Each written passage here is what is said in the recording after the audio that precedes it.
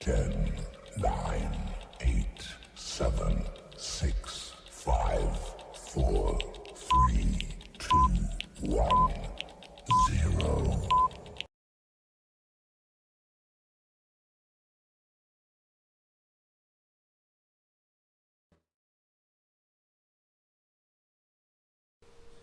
आज के लिए जो वादा किया था 3 सेक्शंस का किया था ना। Section 40 small A small B, section 40 capital A and section 43 B.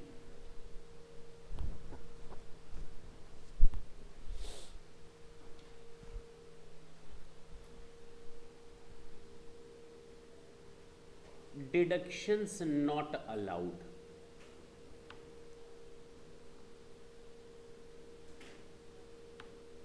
बोलो किसकी बात कर रहे हैं हम? Section 40 small A. छोटा आदमी हमेशा छोटी बात करेगा, तो इसने छोटी बात की। कौन सी बात की? छोटी बात। छोटी बात क्या की? डिडक्शन अलाउ होगा ही नहीं। और ये कौन है? बड़ा भाई। बड़ा भाई हमेशा क्या बात करेगा? अच्छी बात करेगा, बड़ी बात करेगा। बोलो। तो इसने कुछ liberty they the. Deduction allowed on certain conditions. कुछ शर्तों के साथ ये मान गया।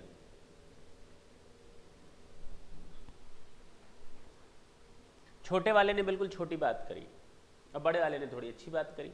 43 बी सबसे बड़ा, बी फॉर बड़ा। अब बताओ इसने क्या बात की होगी?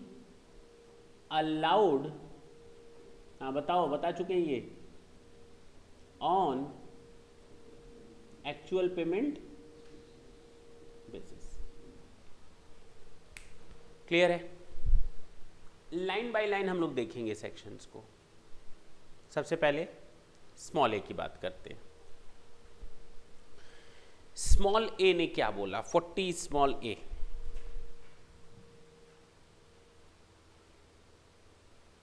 स्टार्ट करें। पहला पॉइंट, अगर आप कोई पेमेंट करते हैं किसी नॉन रेसिडेंट को इंडिया में या इंडिया के बाहर, अगर आप कोई पेमेंट करते हैं किसी नॉन रेसिडेंट को इंडिया में या इंडिया के बाहर, बिना टीडीएस चार्ज किए हुए। टीडीएस का मतलब होता है टैक्स डिडक्टेड एट सोर्स। ये नॉन रेसिडेंट है, इसको मैं 1 लाख रुपए का पेमेंट कर रहा हूं आउटसाइड इंडिया, या ये इंडिया में आया था, मैंने इंडिया में ही इसको दिया, but he is a non resident. Then at the time of making the payment, I have to deduct some amount of tax because the government don't rely on him. Government think the amount of taxation must be paid by the deductor. मुझे payment करना चाहिए। Payment मैं इसको कर रहा हूं salary का, 2 minute के लिए सपोज करते हैं सैलरी। इंटरेस्ट का, मैं इसको इंटरेस्ट का पेमेंट कर रहा हूं, और इंटरेस्ट का पेमेंट करते समय मुझे टैक्स घटा लेना चाहिए था। सोचो, पैसा ये लेने वाला, लेकिन इसने मुझे लोन दिया, मैं इसको इंटरेस्ट दे रहा हूं। क्या उस इंटरेस्ट इसको देते समय क्या मुझे टैक्स लेस करना चाहिए था?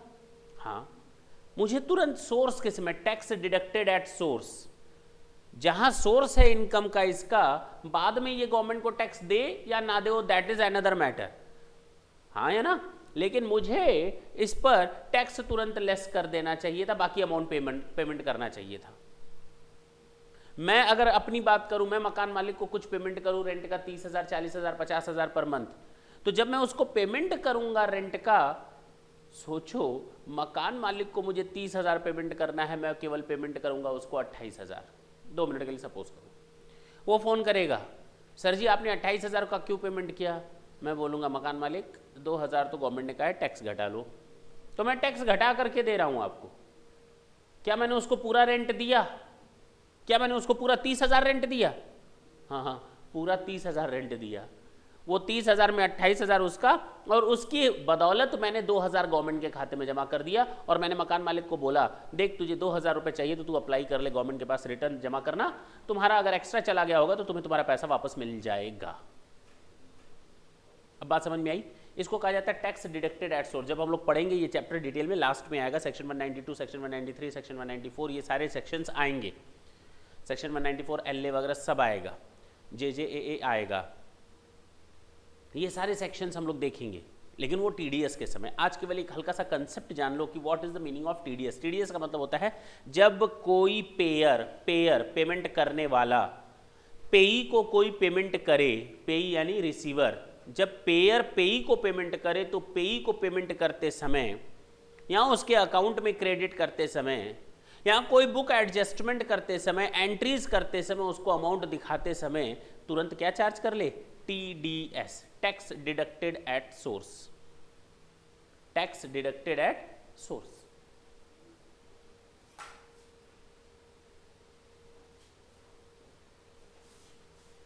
क्लियर है? बोलो भाई। Tax deducted at source. यहां पर गवर्नमेंट ने रूल बनाया। क्या रूल बनाया? अगर कोई बंदा किसी नॉन रेसिडेंट को इन इंडिया या आउटसाइड इंडिया, बशर्ते वो नॉन रेसिडेंट होना चाहिए, पेई कौन होना चाहिए? Non resident. अगर कोई बंदा किसी नॉन रेसिडेंट को पेमेंट करता है किसी ऐसे सम का, किसी ऐसे अमाउंट का जो, किसी ऐसे अमाउंट का जो इनकम टैक्स के हिसाब से जिस पर टीडीएस चार्ज किया जाना था,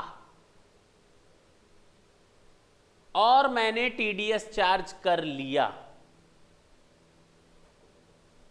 तो मुझे उस खर्चे की छूट मिल जाएगी। सोचो ना। लेकिन अगर मुझे इस बंदे को इंटरेस्ट देना है, he is a non resident, ये नॉन रेसिडेंट है, इसको मैंने इंटरेस्ट दिया, 20,000 देना था, 20,000 मैंने दिया, ले जा। मैंने ध्यान ही नहीं दिया कि मुझे टीडीएस घटाना है, मैंने ध्यान ही नहीं दिया मुझे टीडीएस घटाना है। इंटरेस्ट मेरे लिए इनकम है या खर्चा? खर्चा है ना, तो मुझे उस इंटरेस्ट की छूट मिलनी चाहिए या नहीं? इनकम से मिलनी चाहिए, डिडक्शन मिलना चाहिए, वो खर्चा अलाउड होना चाहिए। लेकिन अगर मैंने बिना टीडीएस के काटे मैंने इंटरेस्ट का पेमेंट कर दिया बेटा, तो मुझे उस इंटरेस्ट का डिडक्शन नहीं मिलेगा।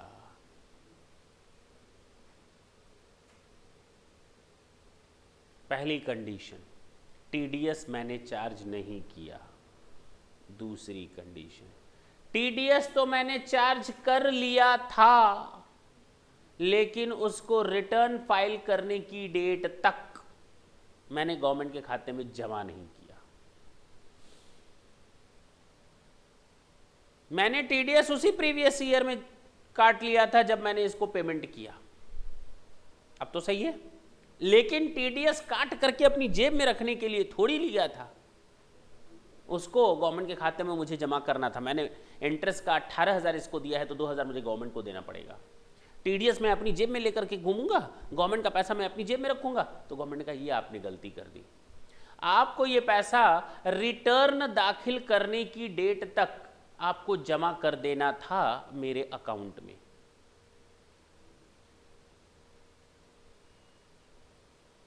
अब मैं बोलूं फिर से, अगर कोई एसएससी किसी नॉन रेसिडेंट को किसी ऐसे सम का पेमेंट करता है जिसका पेमेंट करते समय टीडीएस चार्ज किया जाना था, और एसएससी ने यानी पेयर ने उस अमाउंट का पेमेंट करते समय टीडीएस चार्ज ही नहीं किया, और या तो टीडीएस चार्ज कर लिया था लेकिन उसको रिटर्न दाखिल करने की डेट तक पेमेंट नहीं किया, तो उस अमाउंट का डिडक्शन उसको नहीं मिलेगा।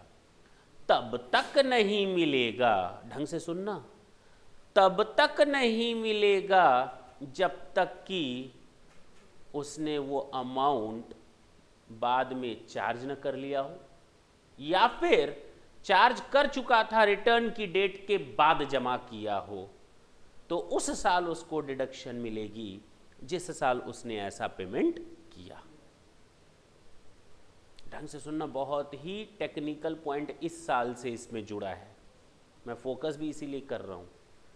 इसी साल से इसमें अमेंडमेंट आया है, तुम लोग को चूंकि अमेंडमेंट से कोई लेना देना नहीं, लेकिन फोकस करना, थोड़ा क्या चेंज आया है वो मुझे बताने की ज़रूरत नहीं है, ढंग से सुनना। अदरवाइज मैं पिछला बताऊंगा तो तुम लोग फिर कंफ्यूज होगे, सर हम लोग वो पढ़े या ये पढ़े, कंफ्यूजन अराइज होगा, तो जानो ही मत। क्यों जानने की क्या ज़रूरत है?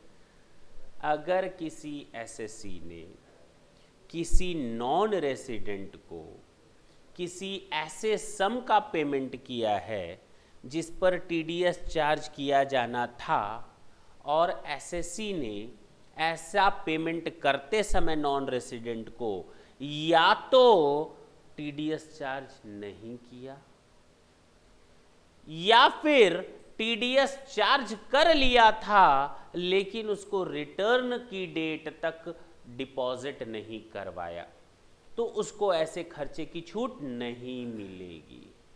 खर्चे की छूट तब मिलेगी जब बाद में किसी साल में उसने टीडीएस चार्ज कर लिया हो। पहली कंडीशन क्या थी? चार्ज न किया हो। तो बाद में जब उसने चार्ज कर लिया हो। दूसरी कंडीशन क्या थी? कि उसने टीडीएस चार्ज कर लिया था लेकिन रिटर्न की डेट तक जमा नहीं कराया था। तो यहां पर जब उसने रिटर्न की डेट के बाद जमा कराया हो तब उसको डिडक्शन मिलेगी। बिल्कुल प्लेन मैं बता रहा हूं। कहोगे सर फर्क क्या है? अभी खुद समझोगे। मैं फिर से बोलूं, डिडक्ट नहीं किया था तो जिस साल डिडक्ट करेगा उसको डिडक्शन मिल जाएगी। क्लियर? दूसरा, डिडक्ट कर चुका था उसी साल जिस साल उसने पेमेंट किया लेकिन उसको गवर्नमेंट के खाते में रिटर्न की डेट तक जमा नहीं कराया था, तो उसको डिडक्शन नहीं मिली थी उस साल जिस साल उसने ऐसा चार्ज कर लिया था लेकिन पेमेंट नहीं किया था। लेकिन अब पेमेंट कब किया होगा उसने? रिटर्न की डेट के बाद। तो रिटर्न की डेट के बाद अगर उसने पेमेंट किया है तो जिस साल ऐसा पेमेंट किया है उसी साल उसको डिडक्शन मिलेगी। अभी न्यूमेरिकल करवाएंगे, नेक्स्ट क्लास में हम लोग इसी पर न्यूमेरिकल करेंगे। मैं फिर से इस चीज़ को फोकस करूंगा, टेंशन ना लेना। मैंने क्या बोला? TDS has not been deducted.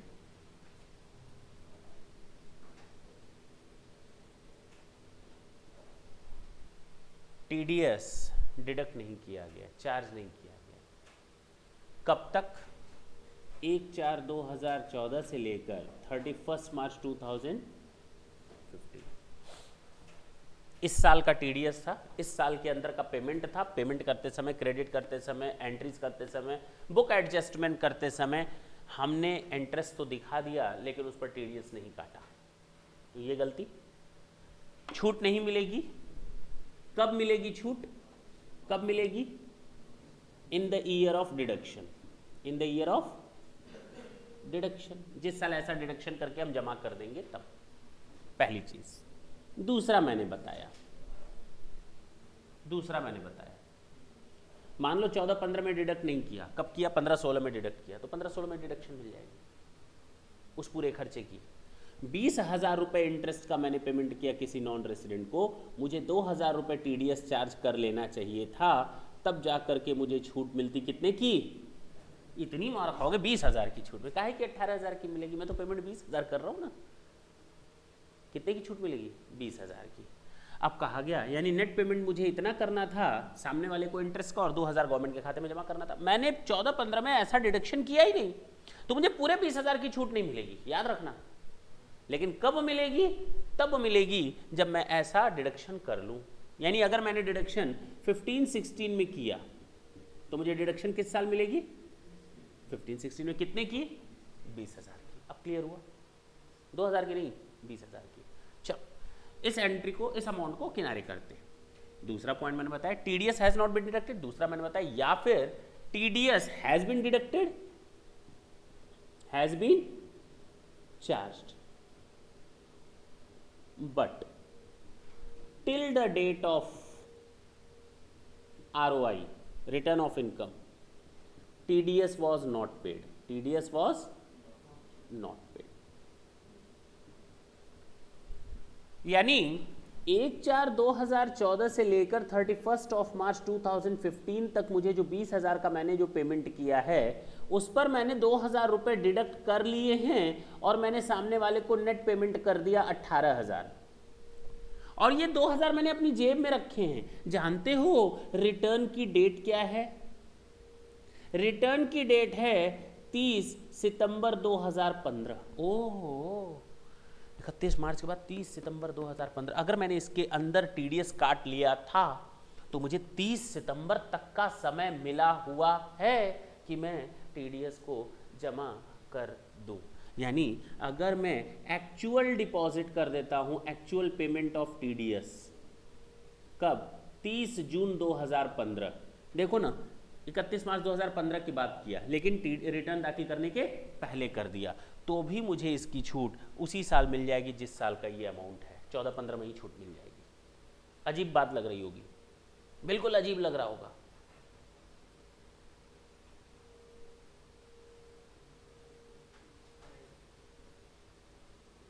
दो कंडीशंस अलग अलग हैं। टीडीएस डिडक्ट ही नहीं किया गया था पूरे साल भर, तो जिस साल डिडक्ट किया जाएगा तब छूट ले लो। सिंपल सी बात है। आपने डिडक्ट कर लिया था लेकिन 31 मार्च 2015 तक जमा नहीं किया, आपकी जेब में है, डिडक्ट कर लिया है। हमने आपको एक मौका दिया है कि रिटर्न की डेट तक अगर आप जमा कर देते तो उसी साल हम मान लेंगे कि आपने पेमेंट कर दिया, क्या दिक्कत है? लेकिन बेटा अगर 30 सितंबर के बाद 1 अक्टूबर को अगर मैंने टीडीएस का पेमेंट किया तो मुझे छूट 14-15 में नहीं मिलेगी, 15-16 में मिलेगी। अब क्लियर हुआ? अब क्लियर है? कितने रुपए की? 20,000 की। दैट इज द फंडा जो आपको यहां पर सेट करना है, और एग्जाम में क्वेश्चन आने की 100% चांस है इस एग्जाम में जो मई में है, क्योंकि चेंज आए हैं तो टीचर जानना चाहेगा। अगर पेपर टफ बनाना होगा तो इस पूरे कंसेप्ट से अगर कुछ देना होगा तो यही एक पॉइंट उसको मिलेगा, बेटा सेक्शन 40 का पहला पॉइंट दे दो बच्चों को। अभी एक और पॉइंट आने वाला है फंसाने वाला, अगला। अब मैं बोलूं, मैं पढ़ रहा हूं, ढंग से सुनोगे? सुनोगे ना? In case of any SSC, any interest, royalty, fee for technical services or other sum chargeable under Income Tax Act which is payable outside India or in India to a non-resident, चाहे outside India आप payment करो, चाहे India में ही किसी non resident को payment करो, ठीक है, including a foreign company on which tax has not been deducted before the end of the year or after deduction, या फिर डिडक्ट कर लिया गया has not been paid before the due date under section 139(1). Sir आपने तो इसमें कई नई सारी चीज़ें बता दी। मैंने वर्ड स्टार्ट किया any interest, royalty, fee for technical services और any other sum which is to be chargeable as TDS under the income tax act. कोई भी ऐसा सम जिस पर टीडीएस चार्ज करना था और हमने उस पर टीडीएस चार्ज नहीं किया प्रीवियस ईयर में, या फिर टीडीएस चार्ज कर लिया था लेकिन उसको रिटर्न की डेट यानी 139(1), जब सेक्शन 139(1) पढ़ोगे तो उसमें बताऊंगा ये रिटर्न दाखिल करने के लिए डिटेल्स हैं। सेक्शन 139 बताता है आपको कि आपकी ड्यू डेट क्या है और आपको रिटर्न कब दाखिल करनी है, देखा जाएगा उसको। तो हम 139(1) बोले ही क्यों? जब तुम लोग को नहीं मालूम है तो उसको बोलने से कोई फायदा नहीं है। मैं फिर से बोलता हूं, कोई भी सम जिसको इस एक्ट के अंतर्गत किसी नॉन रेसिडेंट को पेमेंट करते समय टीडीएस चार्ज किया जाना था, मैंने टीडीएस चार्ज नहीं किया प्रीवियस ईयर में तो मुझे उसकी छूट नहीं मिलेगी। उस साल नहीं मिलेगी जिस साल मैंने टीडीएस नहीं चार्ज किया, बल्कि उस साल मिलेगी जब मैं टीडीएस चार्ज कर लूंगा तब। पहली बात क्लियर। दूसरा, मैंने किसी नॉन रेसिडेंट को किसी ऐसे सम का पेमेंट किया जिस पर टीडीएस चार्ज करना था, लेकिन मैंने टीडीएस चार्ज तो कर लिया था 14-15 का, 14-15 में ही चार्ज कर लिया था, लेकिन उसको रिटर्न की डेट तक जमा नहीं किया। थोड़ा मौका हमको और मिला था उसकी छूट लेने का, लेकिन गवर्नमेंट ने कहा रिटर्न की डेट तक अगर आप नहीं जमा करोगे तो आपको छूट उस साल नहीं मिलेगी जिस साल का ऐसा खर्चा है, बल्कि ऐसे साल मिलेगी जब आप एक्चुअल में उसका पेमेंट करोगे। कब? रिटर्न के बाद आप पेमेंट करोगे, आप रिटर्न के बाद के साल में छूट ले लो। लेकिन अगर मैंने रिटर्न की डेट तक जमा कर लिया होता तो मुझे उसी साल छूट मिल गई होती, ये मान करके कि हमने सही समय पर उसका पेमेंट कर दिया। अब क्लियर है? अब क्लियर है? पॉइंट नंबर 2 पर चलें कि अभी इसी पर रहें? 2 दिमाग में है ये चीज, ढंग से सुनना। ये भी इस साल का अमेंडमेंट है।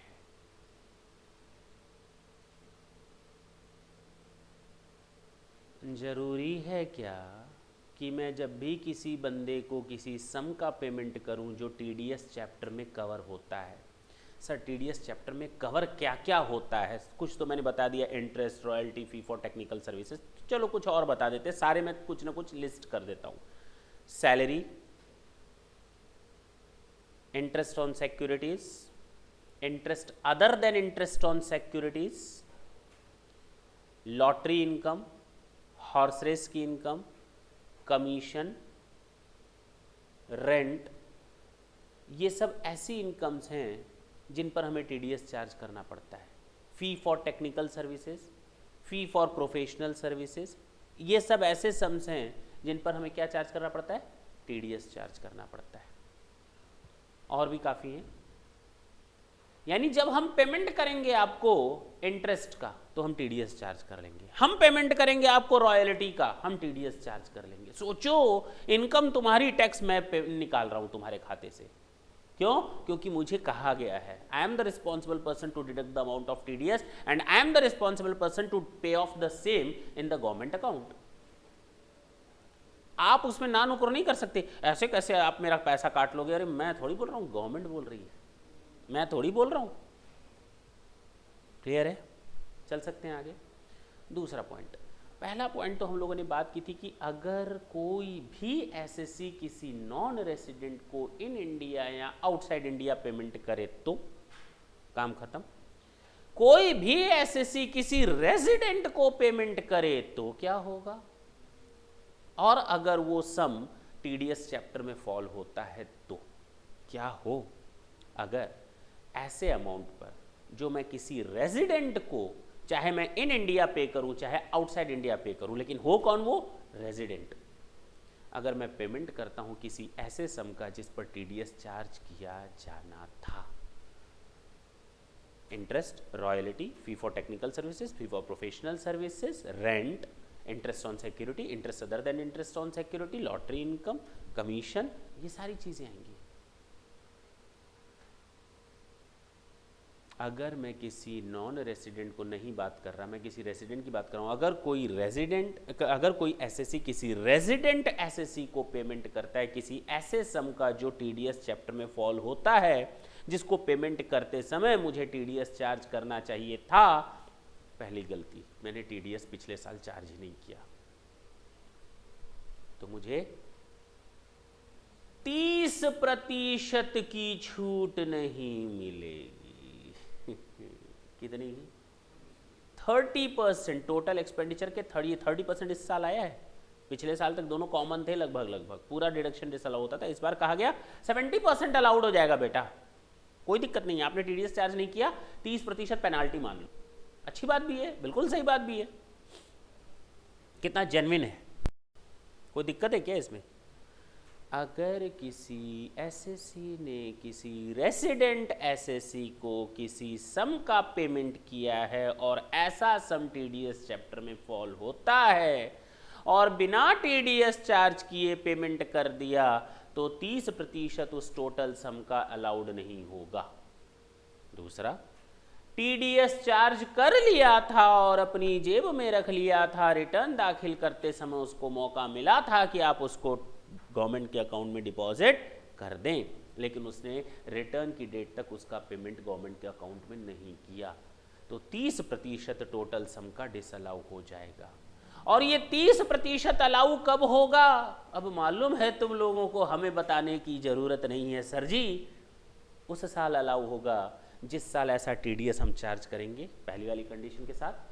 और दूसरी वाली कंडीशन के साथ, रिटर्न की डेट के बाद अगर मैंने पेमेंट किया है तो 30% उस रिटर्न की डेट के बाद का जो साल होगा उस साल अलाउ हो जाएगा। बात खत्म, सिंपल सा, वही कॉपी एंड पेस्ट। इसमें एक और है, सेक्शन 220 और 221 के प्रोविजंस आते हैं और मैं नहीं चाहता कि मैं अभी उसको मैं आप लोगों को बोलूं। Assessee in default, assessee in default, मैं नहीं चाहता कि मैं उसको बताऊं और तुम लोग कंफ्यूज्ड हो जाओ। बोलो तो बता दूं, अगर कंफ्यूज नहीं होना चाहते तो मैं चाहता हूं उसको थोड़ी देर के लिए, कुछ समय के लिए किनारे करते हैं। जब हम लोग का टैक्स खत्म होने की कगार पर होगा या मुझे बाद में लगेगा कि तुम लोग को ऐसा चीज़ बताना है, तो मैं ये लाइनें बता दूंगा कि एसएससी इन डिफॉल्ट कब माना जाता है और ये सेक्शन जो मैंने अभी भी बताया, एसएससी इन डिफॉल्ट कब नहीं माना जाता। अगर कोई रेजिडेंट एसएससी जिसको टीडीएस चार्ज किया जाना था और वो गवर्नमेंट के अकाउंट में डिपॉजिट किया जाना था। अगर वो सही समय पर पेमेंट नहीं करता, डिपॉजिट नहीं करता, तो उसको एसएससी इन डिफॉल्ट मान लिया जाता है। क्या मान लिया जाता है? एसएससी इन डिफॉल्ट मान लिया जाता है। बता देता हूँ हल्का सा, एसएससी इन डिफॉल्ट मान लिया जाता है और उस एसएससी इन डिफॉल्ट पर इंटरेस्ट के साथ साथ पेनाल्टी भी लगती है। उस एसएससी इन डिफॉल्ट पर इंटरेस्ट के साथ साथ पेनाल्टी भी लगेगी। लेकिन मैंने किसी बाहरी आदमी को पेमेंट किया क्या ना, मैंने तो इंडिया में किसी रेसिडेंट को या आउटसाइड इंडिया में किसी रेसिडेंट को पेमेंट किया है। पहली बात, यानी किसी रेसिडेंट को मुझे पेमेंट किया जाना था और उस पर मुझे टीडीएस घटाया जाना चाहिए था। मैंने इसको 20,000 के बदले 20,000 रुपए का पेमेंट कर दिया। ढंग से सुनना मेरी बात, मुझे इसको 20,000 का पेमेंट करना था, 20,000 का मैंने पेमेंट कर दिया। मैंने टीडीएस चार्ज नहीं किया। गवर्नमेंट को क्या चाहिए? टैक्स। और अगर ये शरीफ बंदा मेरे उस अमाउंट पर जिस पर मैंने टीडीएस नहीं काटा, इसने अपनी रिटर्न में दिखा दिया वो अमाउंट पूरा का पूरा और उस पर गवर्नमेंट को टैक्स दे दिया और उसका डिक्लेरेशन मैंने इससे ले लिया, उसका डिक्लेरेशन मैंने इससे ले लिया कि तुमने पेमेंट कर दिया, वो पेमेंट का हमको क्या दो? प्रूफ दो। और अगर मैं वो प्रूफ अपने रिटर्न के साथ अटैच करके लगा देता हूँ कि सामने वाले बंदे ने पेमेंट कर दिया है गवर्नमेंट को, मुझे टीडीएस चार्ज करना चाहिए था लेकिन मैंने टीडीएस चार्ज नहीं किया था, हमसे गलती हो गई, लेकिन सामने वाले ने उस गलती को कवर अप कर लिया। बात समझना, तो गलती गलती नहीं मानी जाएगी और मैं एसएससी इन डिफॉल्ट नहीं मानूंगा। बस इतना ही दिमाग में रखो, इससे ज़्यादा ना रखो। क्या और डिटेल बता दे, कंफ्यूज ना हो। फिर से आते हैं, अब ये एसएससी इन डिफॉल्ट वाला पोर्शन मैं नहीं बताने जा रहा, ठीक है ना। फिर से मैं दोनों प्रोविजंस बताता हूँ जो मैंने अभी तक बताया। सेक्शन 40 में ये खर्चा अलाउड नहीं होगा। पहला, अगर एसएससी एसएससी किसी नॉन रेसिडेंट को इन इंडिया या आउटसाइड इंडिया कोई पेमेंट करता है जिसमें फॉरेन कंपनी शामिल है और ऐसे सम का पेमेंट करता है जो टीडीएस के चैप्टर में फॉल होता है, interest, royalty, fee for technical services और any other sum which are chargeable to TDS under the income tax act, TDS has not been charged or deducted in the previous year, और या तो TDS has been charged or deducted but till the date of furnishing return of income has not been paid into the bank into the account of the government, then 100% of that expenditure or sum is disallowed. But yes, that will be allowed. कब allowed होगा? जिस साल मैं ऐसा TDS charge कर लूँ पहली condition के साथ, या फिर दूसरी कंडीशन के साथ रिटर्न की डेट के बाद जब पेमेंट करूंगा तो जिस प्रीवियस ईयर में पेमेंट करूंगा उस प्रीवियस ईयर में हमको उसकी डिडक्शन मिलेगी। क्लियर हुआ?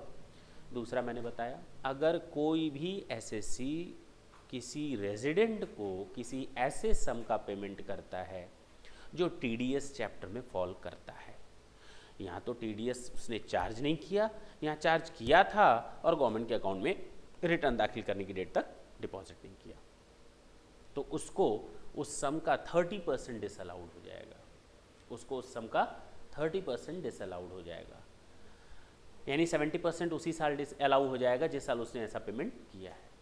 ये 30% जो डिसअलाउ हुआ है वो अलाउ होगा, कब होगा?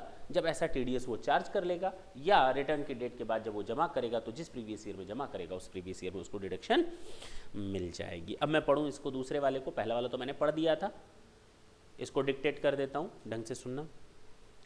30% of any sum payable to a resident on which tax is deducted at source under section 192, वही छोड़ दो 192 193, under the chapter of TDS. Clear? इतना याद रखो।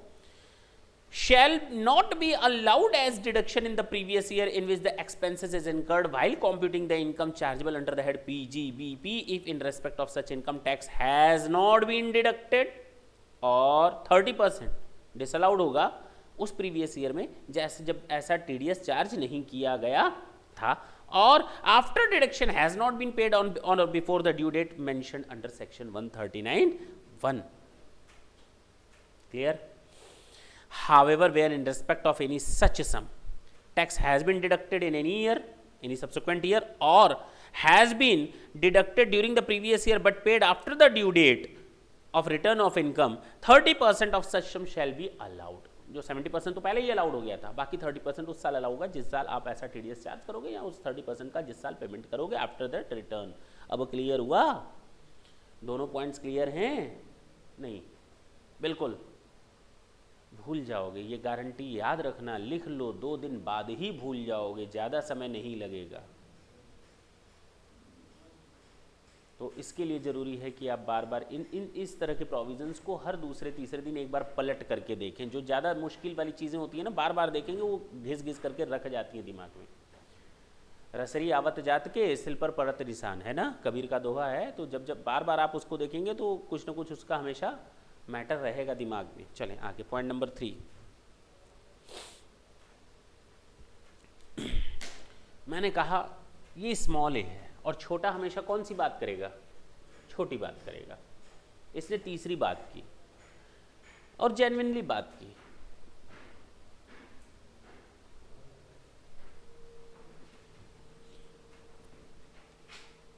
इसने छोटी बात की। क्या बात की? इसने कहा कोई भी डायरेक्ट टैक्स होगा हम अलाउड नहीं करेंगे। बस सीधी सी बात है। अरे डायरेक्ट टैक्स को अलाउड करने के लिए थोड़ी बैठे हैं। डायरेक्ट टैक्स अलाउड करोगे? खर्चा अलाउड करवाते हो? डायरेक्ट टैक्स तो पर्सनल नेचर का होता है, पर्सनल खर्चा अलाउड करवाओगे। इनकम टैक्स का जो तुमने पेमेंट किया उसका डिडक्शन लोगे तुम। इनकम टैक्स पर्सनल नेचर का होता है, उसका डिडक्शन ले लोगे। वेल्थ टैक्स पर्सनल नेचर का होता है, उसका तुम डिडक्शन ले लोगे ना। न तो हम इनकम टैक्स की आपको छूट देने वाले हैं और ना ही आपको वेल्थ टैक्स की छूट देने वाले हैं। 2 पॉइंट शुरू वाले थे TDS के और 2 पॉइंट थे income tax and wealth tax. Clear है? न तो हम आपको इनकम टैक्स की छूट देने वाले हैं और न तो हम किसी वेल्थ टैक्स की छूट देने वाले हैं। Next point, any payment. ढंग से सुनना, मैंने जब तुम लोग को बताया था किसी रेसिडेंट, किसी SSC ने किसी नॉन रेसिडेंट को interest, royalty, fee for technical services और एनी अदर सम, लेकिन उसमें सैलरी शामिल नहीं है। सैलरी के लिए जो अब मैं बोल रहा हूँ पॉइंट वो है, कहा गया था कि सैलरी भूल जाओ। अगर किसी नॉन रेसिडेंट को मैंने सैलरी का पेमेंट किया है बिना TDS चार्ज किए हुए, तो वो सैलरी तो डिसअलाउड उस साल हो ही जाएगी जिस साल मैंने बिना TDS चार्ज किए हुए पेमेंट कर दी किसी नॉन रेसिडेंट को। 100%, 70% तो रेसिडेंट के केस में होता है ना। किसी नॉन रेसिडेंट को अगर मैंने पेमेंट किया तो 100% डिसअलाउड हो जाएगा, सैलरी डिसअलाउड हो गई, जैसे बाकी खर्चे, interest, royalty, fee for technical services. लेकिन वो अलाउड हो जाते थे उस साल जिस साल ऐसा पेमेंट कर दिया जाता था। लेकिन सैलरी के केस में एक बार सैलरी डिसअलाउड हो गई बेटा, बाद में TDS तुम पेमेंट करते रहना, अब ये खर्चा अलाउड नहीं होने वाला। छोटे लोग छोटी बात, तो स्मॉल ए स्मॉल बात, पक्की बात है ना। पहला मैंने बताया किसी नॉन रेसिडेंट को आप किसी ऐसे पेमेंट का करते हैं जो TDS की कैटेगरी में आता है, बाद में अलाउड हो जाता है। दूसरा, किसी रेसिडेंट को पेमेंट करते हैं बिना TDS के तो 30% डिसअलाउड हो जाता है, वो बाद में 30% वो भी अलाउड हो जाता है। लेकिन अगर किसी नॉन रेसिडेंट को आपने सैलरी का पेमेंट कर दिया बिना TDS चार्ज किए और एक बार अगर ये डिसअलाउड हो गया बेटा, आप लाख सर पटकते रह जाओगे, ये अलाउड होने वालों में से नहीं है। इनकम टैक्स का आप पेमेंट करोगे, ये अलाउड नहीं होने वाला। वेल्थ टैक्स का पेमेंट करोगे, ये अलाउड नहीं होने वाला। Next,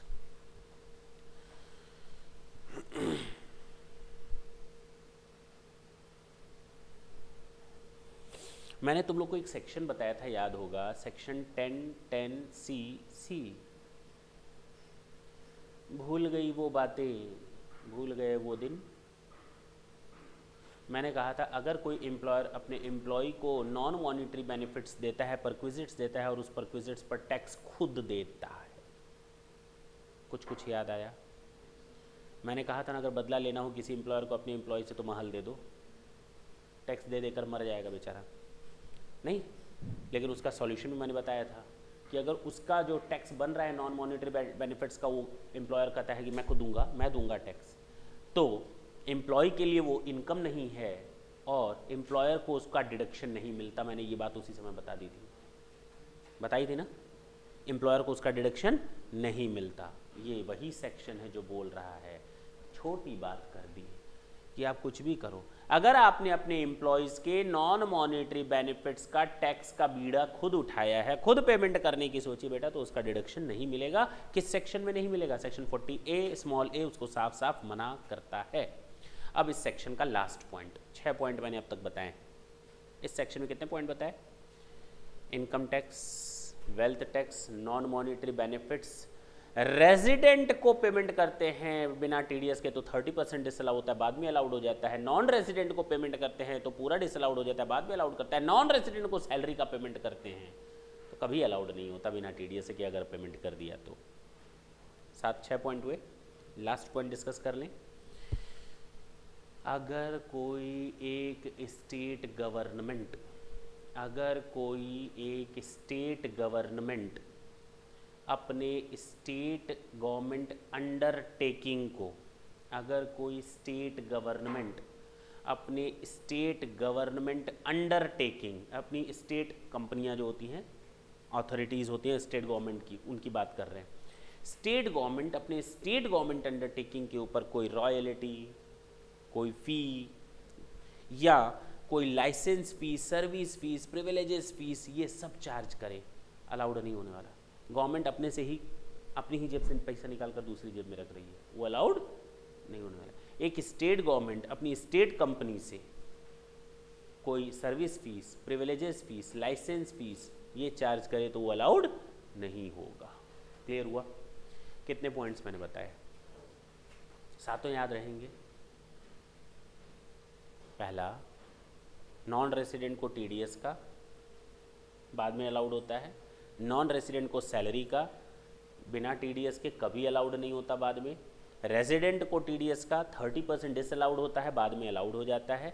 income tax, wealth tax, income tax और वेल्थ टैक्स, स्टेट गवर्नमेंट, और लास्ट एक और बताया, नॉन मॉनेटरी बेनिफिट्स का पेमेंट, वो डिसअलाउड होता है अगर कोई एम्प्लॉयर टैक्स का पेमेंट करता है तो। ठीक है ना? ये था आपका सेक्शन 40 स्मॉल ए।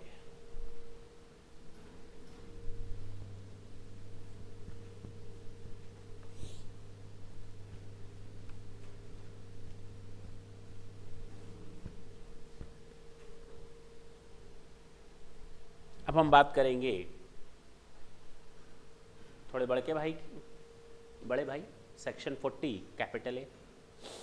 मैंने अभी स्मॉल बी छोड़वा रखा है, सेक्शन 40 स्मॉल बी अभी नहीं कर रहे, उसका अभी रेलिवेंस नहीं है, थोड़ी देर बात करेंगे, जब ये तीनों खत्म हो जाएंगे तो उसकी बात करेंगे। हम लोग चैप्टर के बिल्कुल लास्ट स्टेज पर पहुंच चुके हैं। इसके बाद जितने न्यूमेरिकल और सॉल्व करने चाहेंगे हम लोग करेंगे नेक्स्ट क्लास, ठीक है ना? सेक्शन 40 कैपिटल ए, इसने कहा कुछ कंडीशंस के बेसिस पर हम खर्चों को अलाउड करेंगे। कुछ कंडीशंस के बेसिस पर हम खर्चों को अलाउड करेंगे। पहला,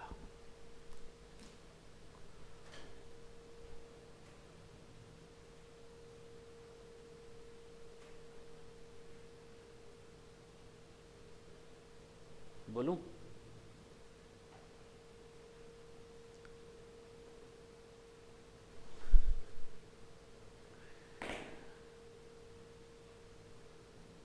मेरे बिजनेस में एक एमबीए काम कर रहा है,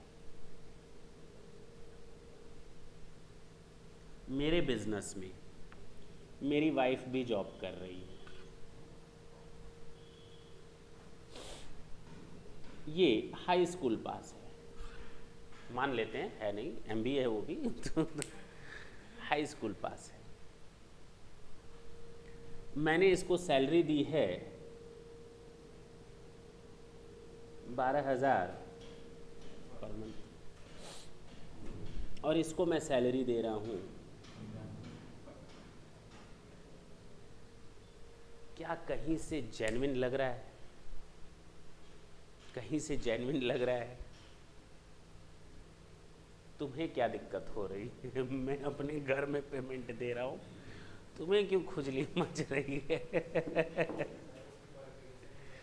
क्वालिफिकेशन के हिसाब से, इसका मतलब हम कहीं ना कहीं अपनी इनकम को डाइवर्ट कर रहे हैं टैक्स कम देने के लिए, उसको कई पार्ट में बांट रहे हैं। गलत है ना? पक्की बात है ना?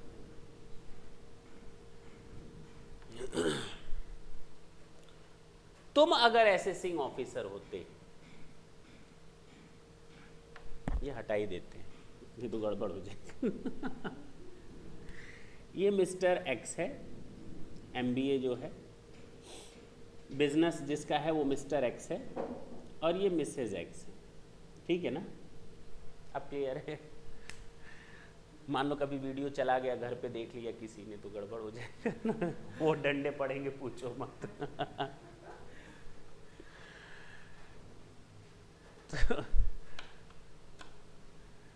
हाँ बताओ, अब मैं असेसिंग ऑफिसर हूं, मैंने तुम्हारा पीएल अकाउंट देखा कि तुम एमबीए को साल भर में 1,44,000 रुपए का दिखा रहे हो, और मिसेज एक्स को यानी मिस्टर एक्स अपनी वाइफ को दिखा रहा है 6 लाख रुपए पर एनम। क्या मैं ये अलाउड कर दूंगा? ना। जो भी अनरीजनेबल लगेगा असेसिंग ऑफिसर को, जो भी एक्सेसिव अमाउंट लगेगा असेसिंग ऑफिसर को, he has the power, assessing officer has the power to disallow the excessive और unreasonable amount। मैं केवल सैलरी तक की बात नहीं कर रहा हूं। मैंने मार्केट से सामान अगर मैं खरीदता तो 10 रुपए किलो के हिसाब से खरीदता। मैंने अपने जीजा से, चाचा से, भाई से, किसी से भी, रिलेटिव से वही सामान 18 रुपए किलो पर खरीदा। मैं ज़्यादा झूठ मांगूंगा ना, फिर परचेज खर्चा ज़्यादा दिखाऊंगा ना। बाहर से खरीदता 10 रुपए किलो, अपने रिलेटिव से खरीदा 18 रुपए किलो। बोलते क्यों नहीं? गलत हो गया। वहां पर ये पॉइंट आएगा। मैंने माल बेचा, दुनिया को मैं माल बेचता हूं 50 रुपए किलो के हिसाब से, लेकिन अपने रिलेटिव को मैंने माल बेचा 30 रुपए किलो के हिसाब से। अपनी इनकम मैंने कम कर ली ना। अगर वही उसको भी 50 पे बेचते तो मेरी इनकम, तो इसका मतलब कहीं ना कहीं मैं चोरी। लगाओ इल्जाम मेरे ऊपर। नहीं समझे मेरी बात? कहा गया कोई भी अमाउंट जो नॉर्मल कोर्स ऑफ बिजनेस में होता है, अगर असेसिंग ऑफिसर को लगता है ये अनरीजनेबल है या एक्सेसिव है, तो उस एक्सटेंट तक वो उसको डिसअलाउ कर सकता है। अगर कोई प्रोप्राइटरशिप कंसर्न है तो प्रोप्राइटर और उसका रिलेटिव, प्रोप्राइटर या उसका रिलेटिव, ये स्पेसिफाइड पर्सन है। ये क्या है? अगर कोई प्रोप्राइटर का बिजनेस है तो प्रोप्राइटर या उसका कोई भी रिलेटिव क्या माना जाएगा? Specified person. अगर मैंने स्पेसिफाइड पर्सन के साथ कोई ट्रांजैक्शन किया और अनरीजनेबल या एक्सेसिव अमाउंट तक किया है, तो वो एक्सेसिव या अनरीजनेबल अमाउंट क्या कर दिया जाएगा? डिसअलाउ कर दिया जाएगा। अब क्लियर है? कंडीशन है ना? सर स्पेसिफाइड पर्सन में कौन आएगा? अगर मैं प्रोप्राइटर की बात करूं तो मैं, मेरा कोई भी रिलेटिव, और मैं या मेरा कोई भी रिलेटिव जिस कंसर्न में सब्सटेंशियल इंटरेस्ट रखते हैं, वो भी मेरा स्पेसिफाइड पर्सन हो जाएगा। कितने कंफ्यूजन है सर, इतने प्रोविजन हम लोग इतने छोटे से दिमाग में रखेंगे कैसे? घर जाते जाते तो सब छितरा जाता है, सब तितर बितर हो जाता है, सब स्कैटर्ड हो जाता है ना? पक्की बात है ना? जब हम लोग रिवीजन करेंगे पीजीबीपी तो तुम लोग देखोगे मुश्किल से 20 से 25 मिनट के अंदर पूरा पीजीबीपी रिवीजन होगा। अब पढ़ाई कितने घंटों की और रिवीजन कितनी देर में हो रहा है? अगर कोई एसएससी अनरीजनेबल या एक्सेसिव पेमेंट करता है, ट्रांजैक्शन करता है किसी स्पेसिफाइड पर्सन के साथ, तो वो अनरीजनेबल या एक्सेसिव अमाउंट डिसअलाउ कर देगा असेसिंग ऑफिसर। वो स्पेसिफाइड पर्सन कौन है? मैं प्रोप्राइटर हूं तो मेरा कोई भी रिलेटिव, और मैं या मेरा कोई भी रिलेटिव जिस कंसर्न में सब्सटेंशियल इंटरेस्ट रखते हैं, वो कंसर्न भी स्पेसिफाइड पर्सन कहलाएगी। सब्सटेंशियल इंटरेस्ट का मतलब मैं पहले भी बता चुका हूं, 20% का प्रॉफिट शेयरिंग रेशियो या 20% का पेड अप शेयर कैपिटल में हिस्सा, इक्विटी शेयर कैपिटल में बता चुके। क्लियर है? दूसरा, अगर पार्टनरशिप फर्म है हम लोगों की, पार्टनरशिप फर्म है तो पार्टनर्स स्पेसिफाइड पर्सन होंगे, पार्टनर्स के रिलेटिव स्पेसिफाइड पर्सन होंगे, और पार्टनर्स के रिलेटिव्स जिस कंसर्न में सब्सटेंशियल इंटरेस्ट रखेंगे वो भी स्पेसिफाइड पर्सन कहलाएगा। बोलो, पक्की बात है? नहीं? क्लियर? अगर कोई कंपनी है तो उसके डायरेक्टर स्पेसिफाइड पर्सन होंगे, उन डायरेक्टर्स के रिलेटिव स्पेसिफाइड पर्सन होंगे, और उन डायरेक्टर्स और रिलेटिव ने जिस कंसर्न में सब्सटेंशियल इंटरेस्ट रखा होगा वो भी स्पेसिफाइड पर्सन होंगे। सिंपल सी बात मैंने बताई है, याद करने की कोई जरूरत नहीं। क्लियर है? चलें आगे। पहला पॉइंट क्लियर हुआ। सेक्शन 40 कैपिटल ए में कुछ कंडीशंस के बेसिस पर हम खर्चों को अलाउ करते हैं। अगर हमने किसी स्पेसिफाइड पर्सन के साथ कोई बिजनेस ट्रांजैक्शन किया है और वो अनरीजनेबल या एक्सेसिव है, तो उस एक्सटेंट तक, जिस एक्सटेंट तक असेसिंग ऑफिसर को लगता है अनरीजनेबल या एक्सेसिव, उस एक्सटेंट तक उसे को डिसअलाउड कर सकता है। बस इतना बताया और कुछ नहीं बताया। दूसरा पॉइंट, अगर मैंने कोई एक्सपेंडिचर किया है, इनकर किया है एक्सपेंडिचर, और मैंने पेमेंट किया है एक दिन में एक ही बंदे को 20,000 रुपए से अधिक कैश में, किसमें? नहीं कर सकते आप। अगर मुझे इसको सैलरी देनी है तो मैं 21,000 सैलरी कैश में नहीं दे सकता, 2 बार में दे सकते हैं, 1 बार में नहीं दे सकते। एक बंदे को एक ही दिन में आप किसी रेवेन्यू नेचर के एक्सपेंडिचर को 20,000 रुपए से अधिक नहीं दे सकते कैश में। 20,000 से अधिक अगर आपको जाना हो तो अकाउंट पे चेक के थ्रू ही आप दे सकते हैं।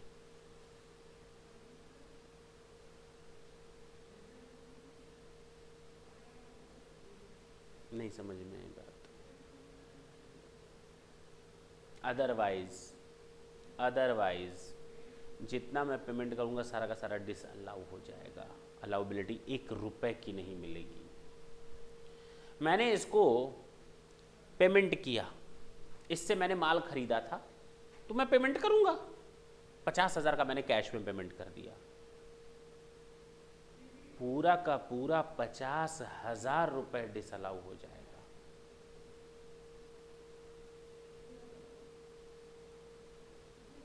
बोलो, ये नहीं कि सर 20,000 के ऊपर। अगर मैंने ये 50,000 इसको एक दिन में पेमेंट कर दिया तो ये भी नहीं बोल सकता कि ये 3 बिल थे मेरे पास, 15,000 और 20,000, 3 बिल थे, कई दिनों से पेंडिंग चल रहे थे। पहली बार माल बेचा, कुछ दिन बाद फिर 15,000 का माल बेचा, 15,000, 30,000, फिर 20,000 का माल बेचा, 50,000। तो हमने 50,000 इसको 3 बिलों का पेमेंट किया, 15,000, 20,000, एक साथ 20,000 के ऊपर गया ना? नहीं जाना चाहिए, नहीं जाना चाहिए।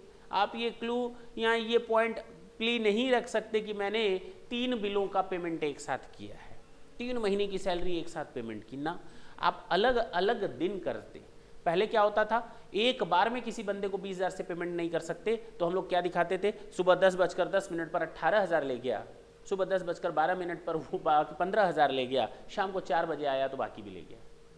इस तरह से हम लोग डील करते थे, उसको बाइफरकेट कर लेते। लेकिन अब एक दिन में आप एक बंदे को 20,000 रुपए से अधिक का पेमेंट नहीं कर सकते कैश में। अदरवाइज पूरा का पूरा खर्चा जितना आप पूरा कैश पेमेंट करेंगे एक दिन में वो डिसअलाउड हो जाएगा। समझ में आई बात? क्लियर है? लेकिन अगर मोटर ट्रांसपोर्ट व्हीकल का केस है जो गाड़ियों को हायर करने का काम करता है, ट्रांसपोर्टेशन के केस में, वहाँ ये 20,000 की लिमिट 20,000 नहीं है, वहाँ 35,000 है, 35,000 की लिमिट है। कितने की लिमिट है? 35,000 की लिमिट है। कितने की लिमिट है? 35,000 की लिमिट है। थोड़ा बोर हो गया ना, है ना? क्या बोर हो रहा है? मज़ा आना चाहिए इन सब में तो। मज़ा आ रहा है ना? क्योंकि जब जाओगे तुम लोग यहाँ से घर के बाहर, तो घर पे बाहर जाकर सलाह दोगे। यही सब तो सीए साहब देखते हैं। नॉर्मल डिग्री में तो वो सब पढ़ा दिया जाता है, 30, 31, 32, 33, 34, 35, 36 सब पढ़ा दिया जाता है, बच्चे थोड़ा बहुत जानते भी हैं एमकॉम किए हुए भी। लेकिन सीए की स्पेशलिटी ही इन सब चीज़ों में होती है, section 40, section 40A, section 43B, ये सब चीज़ें जानो ना, इसी में ही तो मज़ा है। अगर कल पापा किसी को पेमेंट करेंगे 20,000, अरे पापा क्या कर रहे हो आप, डेसला हो जाएगा, क्या बेटा तू तो बड़ा पढ़ करके होशियार हो गया, हमें तो पता ही नहीं था। फ़ायदा तो तब मिलता है ना। क्यों? आप लोगों के सामने बात हो रही होगी, हम ज़मीन खरीदने गए, 5 लाख रुपए, क्या मैं कैश नहीं दे सकता? दे सकते हैं। मैंने कहा रेवेन्यू नेचर का कोई भी खर्चा, कैपिटल नेचर पर ये रूल एप्लीकेबल, कौन सा मैं पेमेंट करने के बाद डिडक्शन मांगूंगा उस पर तो मैं डेप्रिसिएशन मांगूंगा, डिडक्शन थोड़ी मांगूंगा। अब क्लियर है? पक्की बात है ना? तो कैपिटल नेचर के एक्सपेंडिचर पर ये रूल नहीं लगेगा। कहा गया अगर आप किसी को पेमेंट करते हैं 20,000 रुपये से ऊपर रेवेन्यू नेचर का, तो वो डिसअलाउड हो जाएगा। एक दिन में 20,000 रुपये से अधिक का पेमेंट किसी एक बंदे को आप नहीं कर सकते।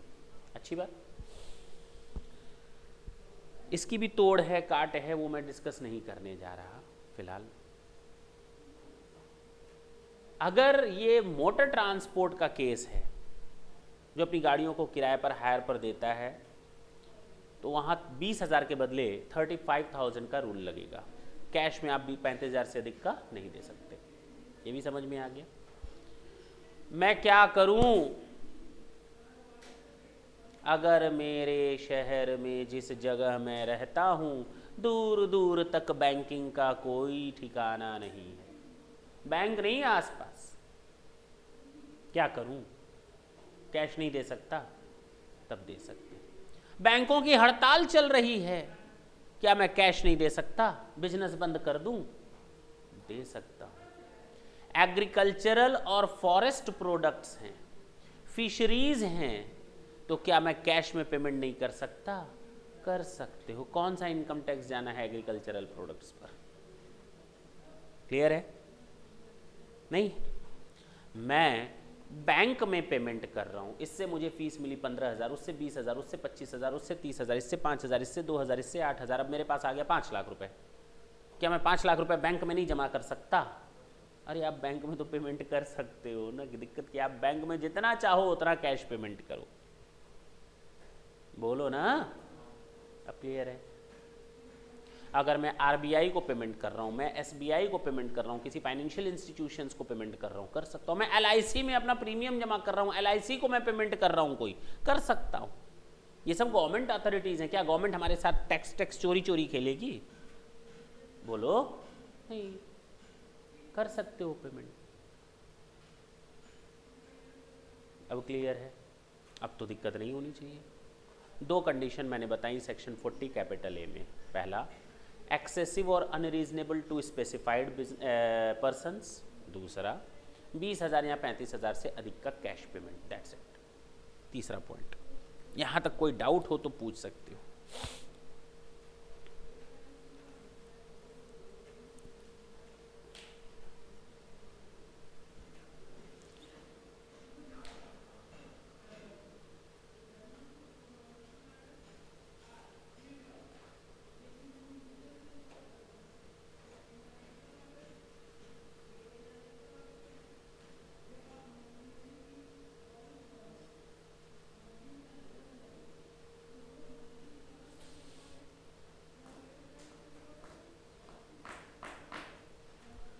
कोई भी दिक्कत हो तो बोल सकते हो। डाउट है कहीं? नहीं ना? अगर किसी एसएससी ने नॉन रिकॉग्नाइज्ड फंड या स्टाफ वेलफेयर फंड में पैसा डाला है तो डिसअलाउड हो जाएगा। आपने अप्रूव्ड ग्रेच्युटी फंड में पैसा डाला होता, कंट्रीब्यूशन किया होता, अलाउड होता। आपने अप्रूव्ड प्रोविडेंट फंड या रिकॉग्नाइज्ड प्रोविडेंट फंड में पैसा डाला होता, अलाउ होता। आपने अप्रूव्ड सुपर एन्युएशन फंड में पैसा कंट्रीब्यूट किया होता, अलाउड होता। लेकिन जो अनअप्रूव्ड है, जो रिकॉग्नाइज्ड नहीं है, जो अनरिकॉग्नाइज्ड स्टाफ वेलफेयर फंड है, उसमें अगर एम्प्लॉयर कोई भी पैसा लगाता है और कहे हमको उसकी छूट चाहिए, तो भैया छूट मिलने से रही। खत्म। क्या दिक्कत है इसमें? आप स्टाफ वेलफेयर फंड खोल रहे हो, रिकॉग्नाइज्ड होना चाहिए, अप्रूव्ड होना चाहिए। अनअप्रूव्ड है या कोई भी ऐरा गैरा स्टाफ वेलफेयर फंड खोल लिया, अलाउड नहीं होगा खर्चा, खर्चा अलाउड नहीं होगा।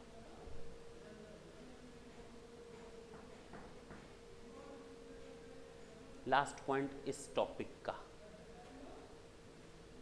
प्रोविजन फॉर ग्रेच्युटी, जो हम ऑलरेडी डिस्कस कर चुके हैं कि ग्रेच्युटी का प्रोविजन अलाउड होता है बशर्ते वो अप्रूव्ड हो, बशर्ते वो अप्रूव्ड हो।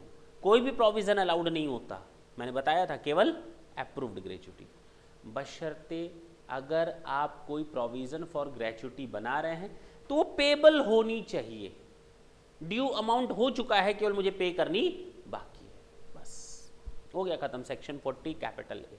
पहला मैंने बताया स्पेसिफाइड पर्सन्स के साथ कोई ट्रांजैक्शन एन एक्सेसिव और अनरीजनेबल। दूसरा मैंने बताया 20,000 या 35,000 की लिमिट। तीसरी मैंने बताई कोई भी स्टाफ वेलफेयर फंड जो अनरिकॉग्नाइज्ड हो अलाउड नहीं होगा। लास्ट मैंने बताया प्रोविजन फॉर ग्रेच्युटी। क्लियर हुआ? इसमें तो दिक्कत नहीं आनी चाहिए। अब आते हैं अपने लास्ट सेक्शन पे, section 43B। Section 43B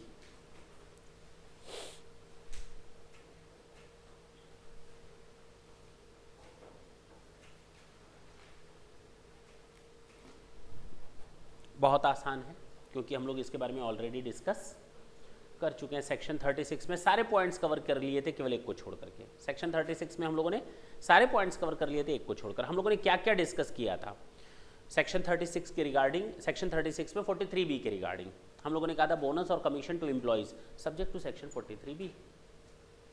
contribution by employer in recognised provident fund subject to section 43B। approved superannuation fund subject to section 43B.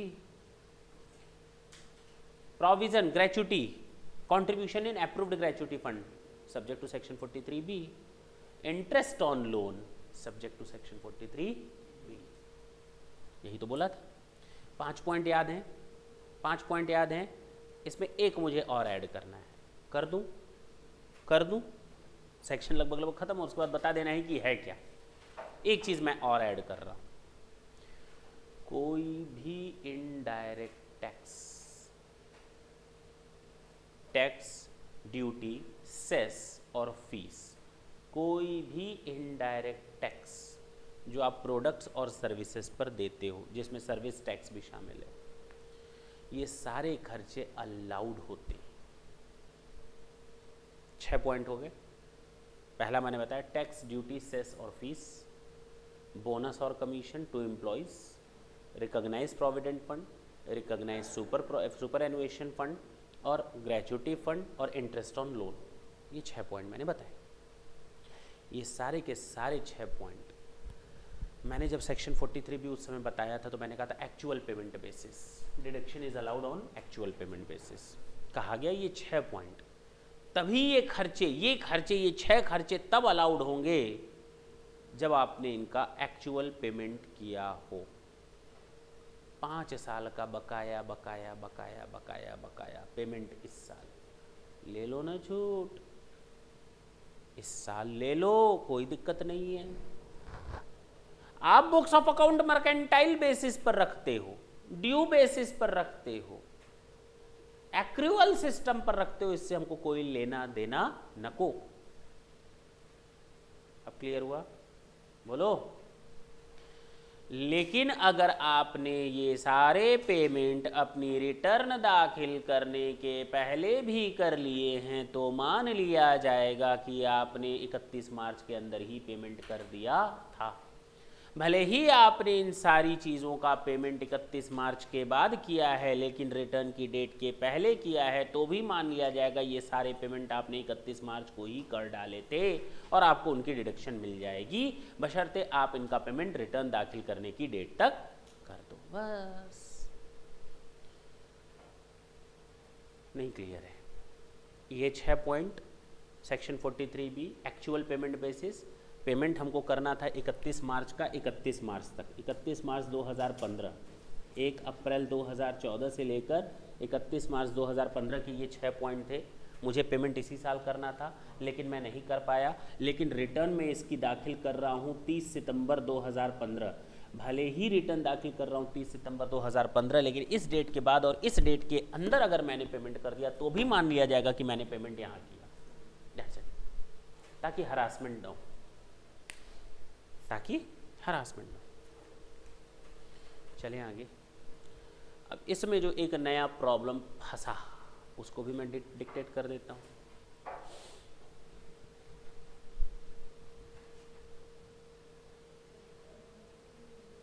कभी कभी होता क्या है, interest on loan, interest on loan, interest on loan चढ़ता गया और मैंने उस इंटरेस्ट ऑन लोन को कन्वर्जन करवा लिया लोन में।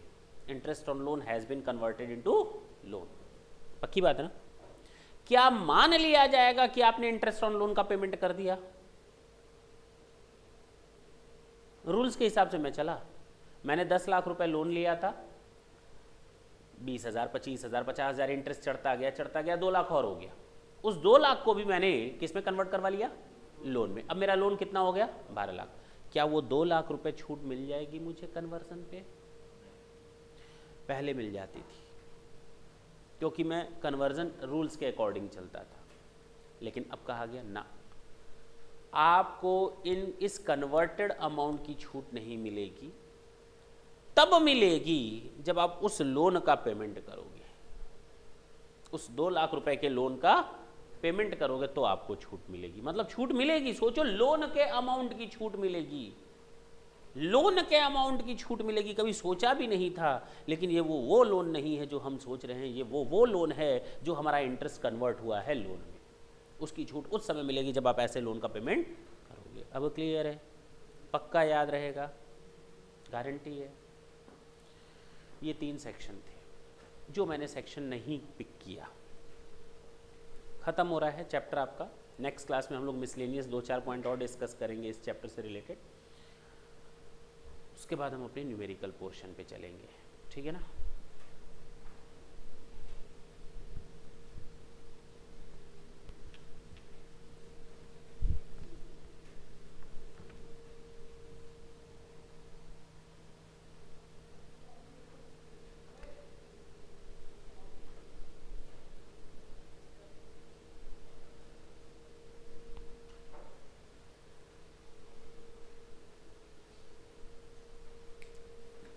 Section 40 small B.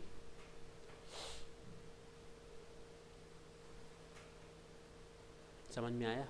कहानी सब समझ में आई? नहीं आई? जब हम लोग क्वेश्चन करेंगे ना पीजीबीपी का फुल लेंथ का क्वेश्चन, तब सारे प्रोविजन जब एक साथ पढ़ने होंगे, उसी में ही सेक्शन तुम्हारा 28, 29, 30, 31, 32, 33, 30 सारे सेक्शन जब एक साथ पढ़ेंगे तब मज़ा आता है। लेकिन आपका दिमाग कहाँ कहाँ तक दौड़ रहा है वो सब पता चलेगा।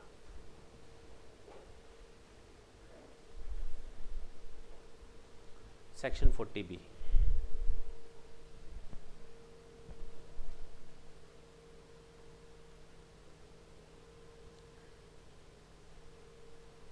इसने 2 पार्ट में बांटा। Interest to partners, remuneration to partners, bonus, salary, commission or any other amount, whatever name is। आप किसी भी नाम से जानो, आप अगर पार्टनर्स को पेमेंट करते हो तो याद करो, जब हमने सेक्शन 28 पढ़ा था, फर्स्ट सेक्शन चार्जिंग, उस पर मैंने पढ़ाया था। याद कर दें, कहो तो एक बार रिपीट कर दें पूरा? नहीं जो चल रहा है उसको याद करो। उसमें मैंने एक पॉइंट बताया था, any interest, salary, bonus, commission और any other sum received or receivable by a partner from its partnership firm is very much chargeable to tax under the head PGBP। अभी इसका पॉइंट आया नहीं। मैंने तुम लोग को बताया, बड़ा आश्चर्य होगा कि हम लोग पार्टनर्स को सैलरी देते हैं, salary to partner, bonus to partner, commission to, interest to. Clear है? अकाउंट में जो आज तक हम लोग के दिमाग में वो कूड़ा भरा गया था कि ये पीएल एप्रोप्रिएशन का हिस्सा होता है, तो हमारे दिमाग में ख्याल आया था कि टैक्स देने के बाद जो नेट प्रॉफिट बचता है उसी नेट प्रॉफिट से हम ये खर्चे देते हैं। कूड़ा यही भरा गया था, लेकिन आज उस कूड़े की सफाई करने की बारी है। अब याद रखो कि टैक्स का पेमेंट यहां नहीं करना है, यहां करना है, और उसके बाद बैलेंस को कैरी फॉरवर्ड करना है। सर जी आप इसका मतलब ये कहना चाहते हैं ये अलाउड होता है? हाँ जी, इनकम टैक्स में ये खर्चा अलाउड होता है। किस सेक्शन में? सेक्शन 40B में। कितना अलाउड होता है उसी की बात करने के लिए हम लोग बैठे। कितना अलाउड होता है उसी की बात करने के लिए बैठे।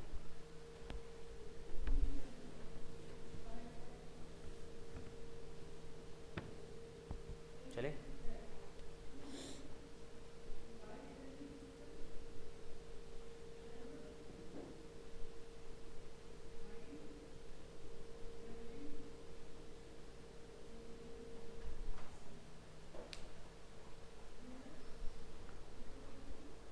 क्या बताएं इसमें हम? कुछ नहीं, सिंपल इंटरेस्ट है, कंपाउंड इंटरेस्ट ना लगा देना। 12% पर एनम के हिसाब से आपको कैलकुलेट करना है इंटरेस्ट टू पार्टनर्स। क्लियर? पहली चीज। दूसरी चीज ढंग से देखेंगे, must B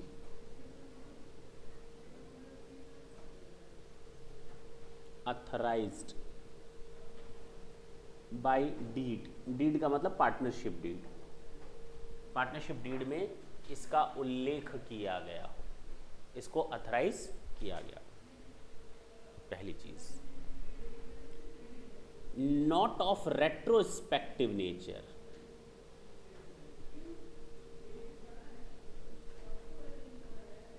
means must be of after deed date.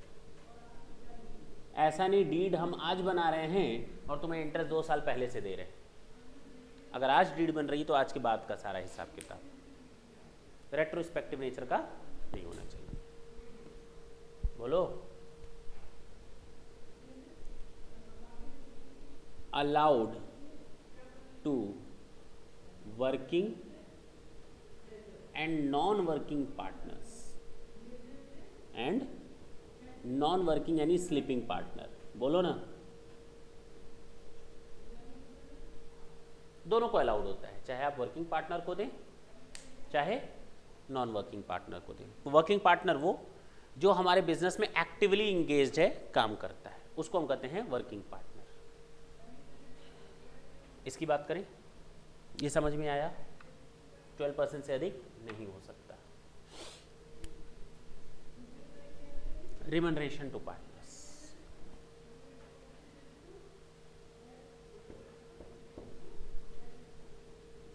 Must be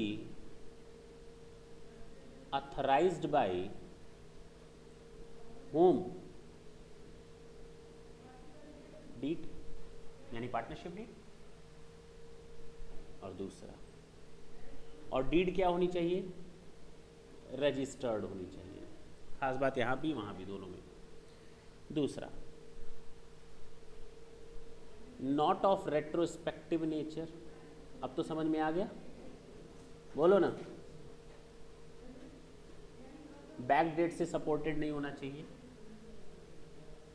तीसरा, allowed only to working partner. Okay, यहां तो फर्क आ गया सर जी। हाँ, केवल वर्किंग पार्टनर को रिमनरेशन अलाउड होगा। क्लियर? सर यहाँ तो आपने हमें लिमिट बता दी थी 12% की, क्या यहाँ पर कोई लिमिट है? क्या यहाँ पे कोई लिमिट है ना?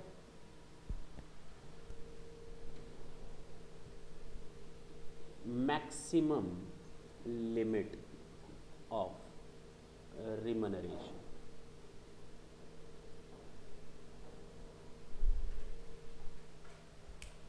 देखिए, on first rupees 3 lakh of book profit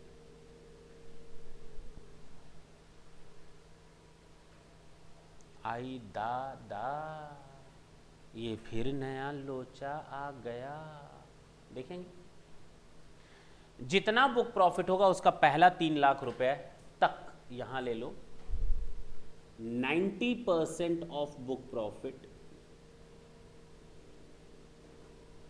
और ₹1,50,000 विच एवर इज हायर।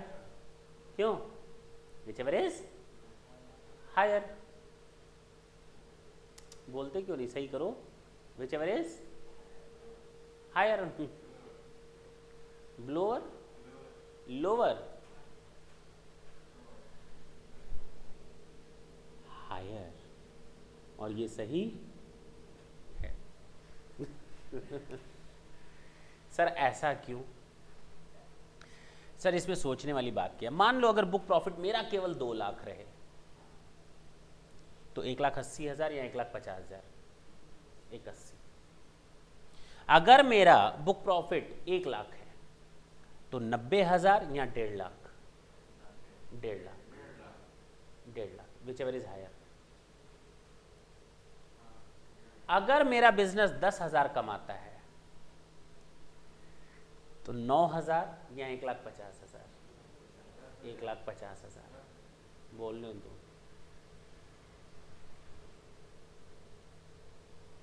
और अगर मेरे बिजनेस में लॉस हो जाए -20,000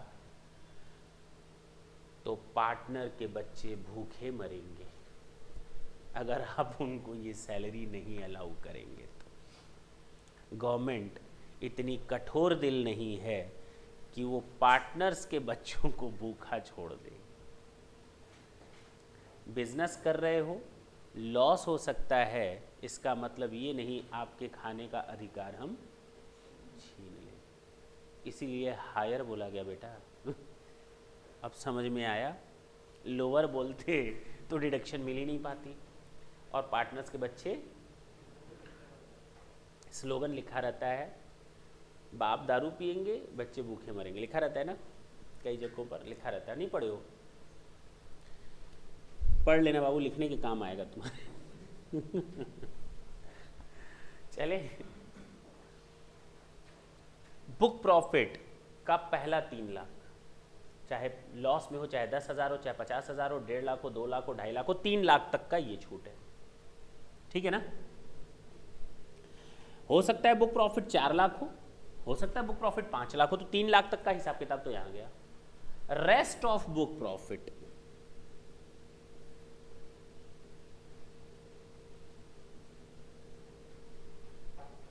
%60 देयर ऑफ। अब चाहे 8 लाख हो, 10 लाख हो, कोई मतलब नहीं। ये है allowed रिमनरेशन,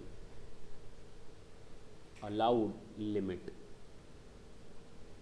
and this is the amount of what? Book profit.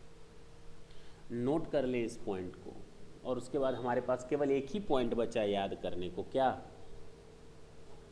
कि बुक प्रॉफिट क्या होता है। थोड़ी स्पीड लाएंगे।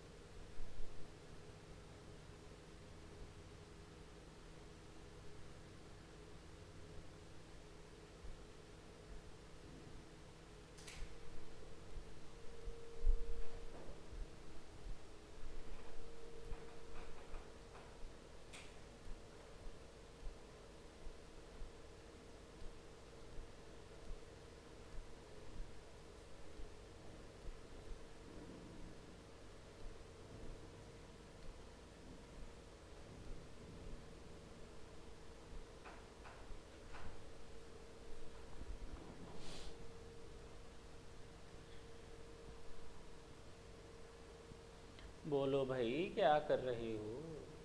हटाएं?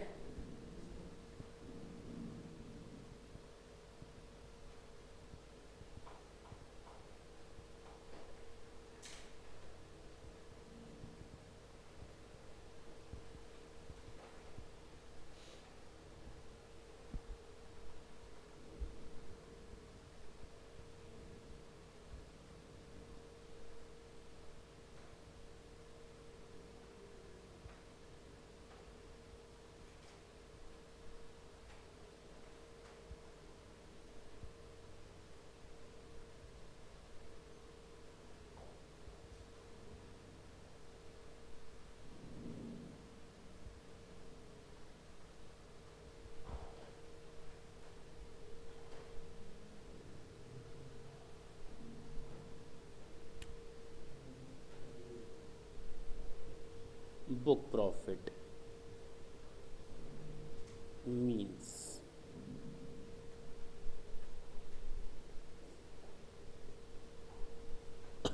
profit or loss as per section 28 to 43D। सुनो,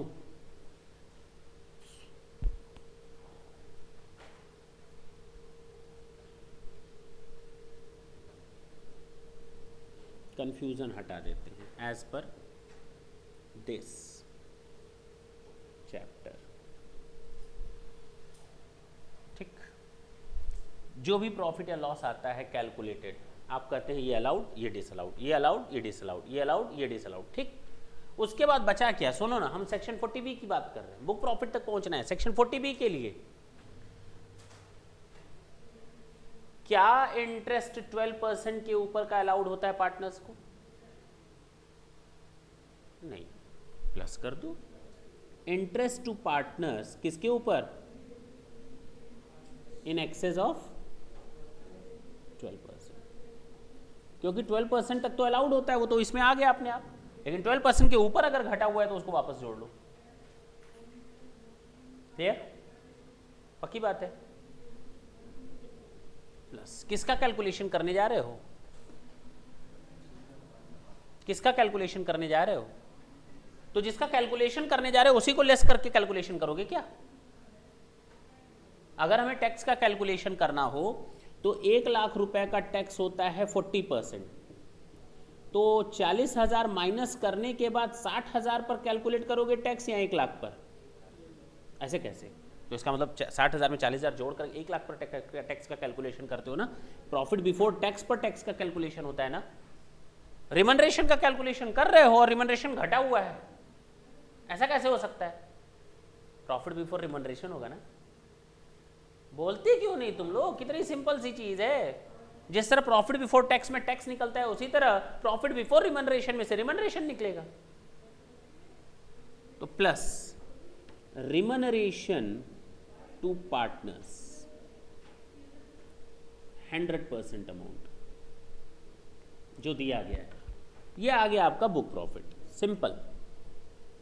किताबों ने अच्छे खासे फॉर्मूले लिखे हुए हैं, हम लोग उन फॉर्मूलों को क्या करें? बस नॉर्मली ये याद रखो कि जो नॉर्मल पीजीबीपी के प्रोविजंस के अकॉर्डिंग प्रॉफिट आता है उसमें इंटरेस्ट 12% के ऊपर का जोड़ दो और पूरा का पूरा रिमनरेशन जोड़ दो, क्योंकि रिमनरेशन का ही तो कैलकुलेट किया जाना है। और जो रिमनरेशन कैलकुलेट के लिए अमाउंट आएगा उसी को हम बुक प्रॉफिट का नाम देते हैं। 3 लाख रुपए तक का इधर रखो, उसके ऊपर का इधर रखो, खत्म।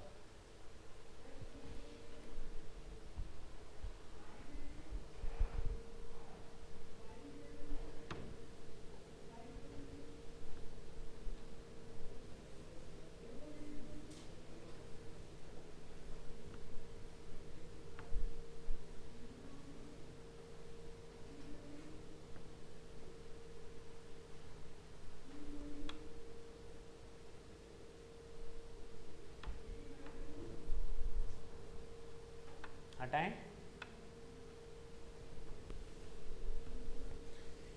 लास्ट पॉइंट, वापस इस पर आते हैं। 1-2 स्टोरीज हैं छोटी छोटी पॉइंट्स। हमने इंटरेस्ट देना है किसको? पार्टनर्स को। 3 पार्टनर हैं, एक्स, वाई और जेड। एक्स को मुझे दो कैपेसिटी में इंटरेस्ट देना है, एक तो पार्टनर की कैपेसिटी में और एक उसने लोन दिया था फर्म को, पार्टनरशिप फर्म को। पार्टनर की कैपेसिटी वाला इंटरेस्ट है ये या लोन की कैपेसिटी वाला इंटरेस्ट है? पार्टनर्स की कैपेसिटी का इंटरेस्ट है, इंटरेस्ट टू पार्टनर। अगर ये लोन मैंने बाहर वाले बंदे से लिया होता तो क्या हम उसको इंटरेस्ट नहीं देते? और अगर उसको इंटरेस्ट देते तो क्या वो यहां आता? नहीं आता। और उसको हम छूट देते, डिडक्शन खर्चे की लेते। अगर मैंने किसी पार्टनर को उसकी इंडिविजुअल कैपेसिटी में इंटरेस्ट दिया है, न कि पार्टनर की कैपेसिटी में, तो ये अलाउड होगा, ये पूरा अलाउड होगा, ये इस सेक्शन में नहीं फॉल करेगा। क्लियर? ये पार्टनर कुछ दिन के लिए बाहर जा रहा था, विदेश। कहां जा रहा था? फॉरेन। और वहां उसको फोन किया गया, भाई साहब आपका इंटरेस्ट आपके खाते में इसने कहा ना, एक काम करो, मैं मिस्टर पी को भेज दे रहा हूं, उसको इंटरेस्ट दे दो।